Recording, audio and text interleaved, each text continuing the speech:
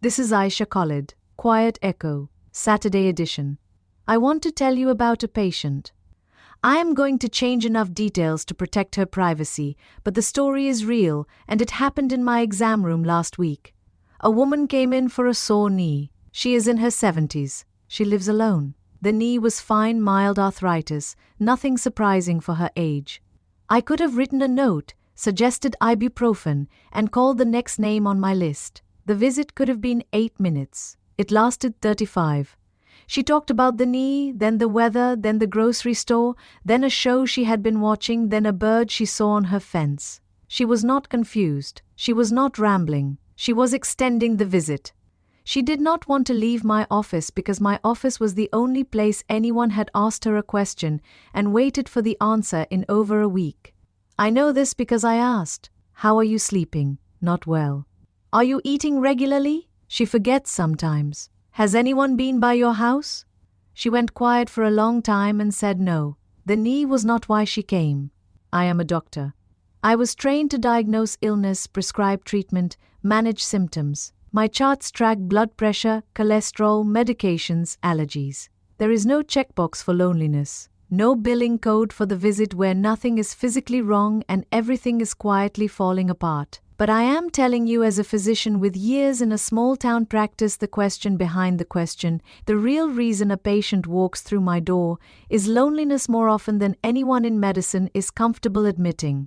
In 2023, Surgeon General Vivek Murthy declared loneliness a public health epidemic. The numbers are not subtle. Roughly half of American adults report significant loneliness. The health impact of chronic isolation is comparable to smoking 15 cigarettes a day. Disconnection raises the risk of heart disease by 29%, stroke by 32%, dementia in older adults by 50%. Those are not soft numbers. Those are the kind of numbers my profession takes seriously when they are attached to blood sugar or cholesterol. But loneliness does not show up on a lab panel.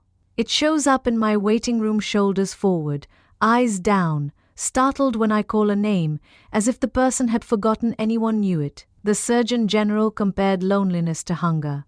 It is a signal the body sends when something necessary for survival is missing. Respond quickly and it passes. Ignore it and it becomes chronic.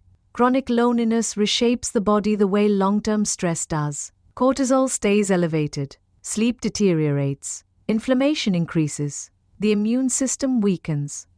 And the whole person, not just the knee or the back or the headache, begins to break down in ways no single prescription can reach. I see it here in Cedar Valley, the widower who stopped coming to Wednesday night supper at the church, the retired farmer whose children moved away and who tells me he is fine every time I ask, and every time I know he is not. The young mother at the park sitting on the bench staring at her phone, not because she is rude, but because she does not know how to start a conversation with the woman 3 feet away. Nobody decides to be lonely. Nobody wakes up and chooses isolation. But we have built a world where solitude is effortless and connection takes work. And work is the one thing people who are already depleted cannot produce. Now, to be fair, solitude is not the same as loneliness. Some people thrive alone. Introversion is not a diagnosis. The issue is not time spent by yourself. The issue is the gap between the connection you need and the connection you have. When the gap is small, you are independent. When the gap is wide and you cannot close it, you are in trouble. And your body knows it before your mind does. Here is what worries me most. The loneliest people I treat are also the quietest. They do not call. They do not complain. They do not post about it. They sit in rooms by themselves and slowly become invisible, and the world is so loud and so busy nobody notices they have disappeared. By the time they arrive in my office with a sore knee or a headache or trouble sleeping, the loneliness has been building for months, sometimes years. The fix is not medical. I can treat the insomnia and the inflammation. I cannot prescribe a friend. I cannot write a referral for someone to eat dinner with on Thursday night. But here is what I can do, and what any of us can do. Ask the question behind the question. When someone tells you they are fine, look at their eyes. When a neighbor stops showing up at the places they used to go, notice. When the person beside you at the store or the school pickup seems to be stretching the conversation past its natural end, let them stretch it. They may not need advice or solutions. They may need 3 more minutes of being seen by another human being. George does this at his shop. Lars does it at the hardware store. Teresa does it in her editorial meetings. They do not call it medicine, but it is medicine, the oldest kind. Presence, attention, the willingness to stay in the room a little longer than the schedule requires. The woman with the sore knee left my office last Tuesday with a sample of topical cream she did not need and a follow-up appointment she did not need either. She needed the appointment. She just did not need it for her knee.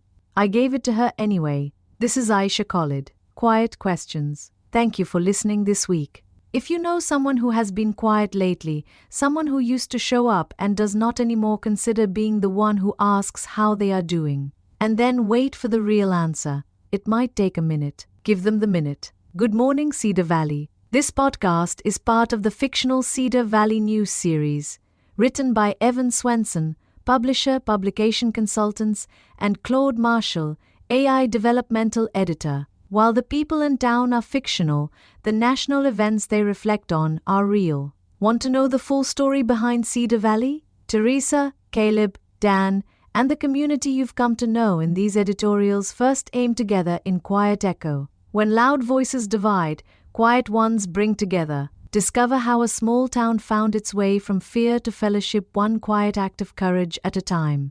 Available on Amazon. Why do words matter? Because they change lives when someone reads them. Discover why purpose is the foundation of every sentence worth writing in The Power of Authors by Evan and Lois Swenson.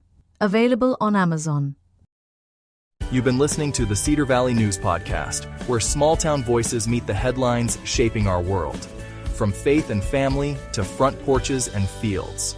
We'll be back with more stories connecting real lives to real events. Until next time, keep your porch light on, your faith strong, and your heart open.